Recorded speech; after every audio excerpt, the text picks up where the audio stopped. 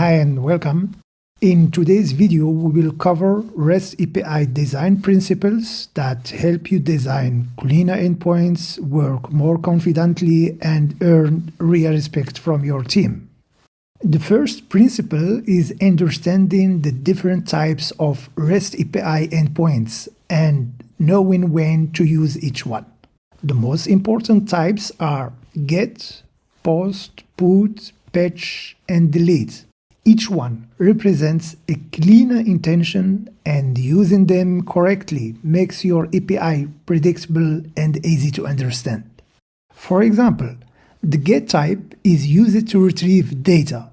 It must not change anything on the server and should be idempotent, meaning it returns the same result for the same request, provided the underlying data hasn't changed. Any input data is typically passed as request parameters, not in the request body.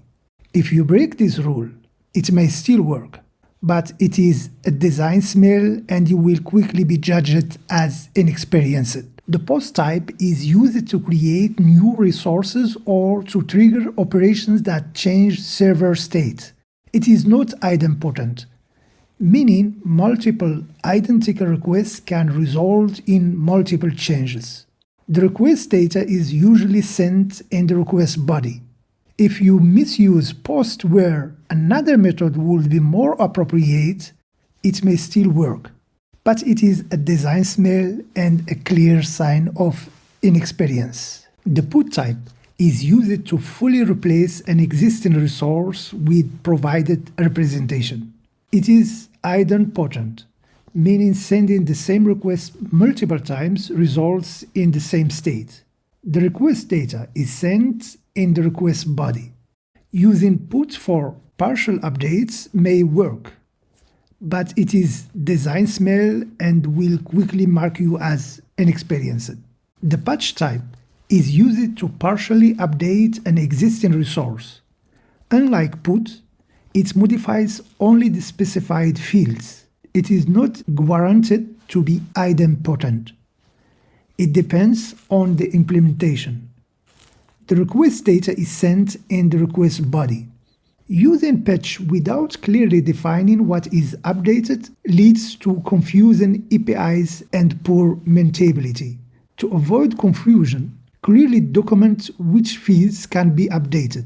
This ensures clients know exactly what will change and prevents unpredictable behavior. The delete type is used to remove a resource. It is idempotent, meaning deleting the same resource multiple times results in the same outcome. It should not require a request body. The resource is identified by the URL. If your delete endpoint relies on a request body, it may still work, but it is a strong design smell and often judged as bad API design. The second principle is about how to pass data to your API.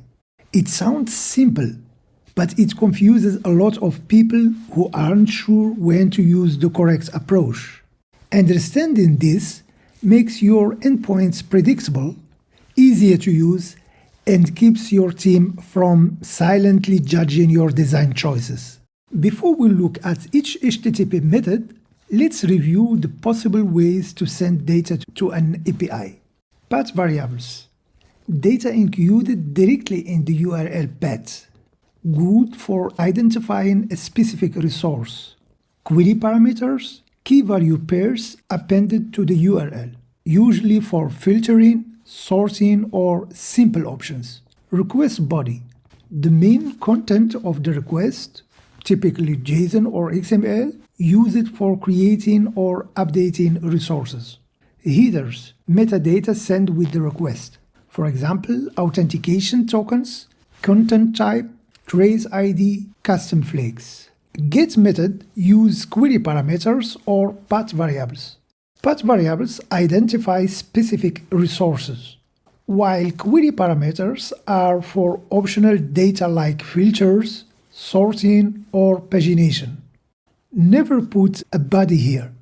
For PUT and patch, it is common to include the resource ID in the path. While you could put the ID in the request body, it is not recommended, as it blurs the distinction between identifying the resource and providing its content, and can cause confusion with routing, caching, and logging. For the late method, usually just the URL is enough to identify the resource.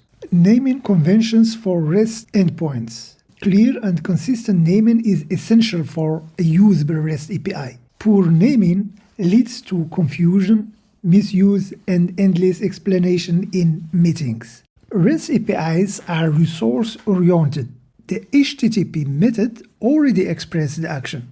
Therefore, use nouns in the endpoint paths. If the URL contains a verb, it usually indicates a design problem. Naming collections and single resources. Collections use plural nouns, and single resources are identified by an ID. Consistency matters more than personal preference.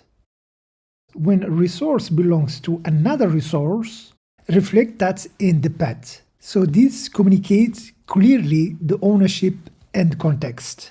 The fourth principle, don't add version numbers to your API endpoints too early. Versioning adds complexity and maintenance overhead. Only introduce it when breaking change is unavoidable. So versioning should be avoided when the API is internal or the clients evolve together with the API or changes are backward compatible. That is the core set. Once the developers internalize these rules, API discussions get shorter, code reviews get calmer, and people stop inventing creative ways to be wrong. I hope you enjoyed the video. Thanks for watching and bye.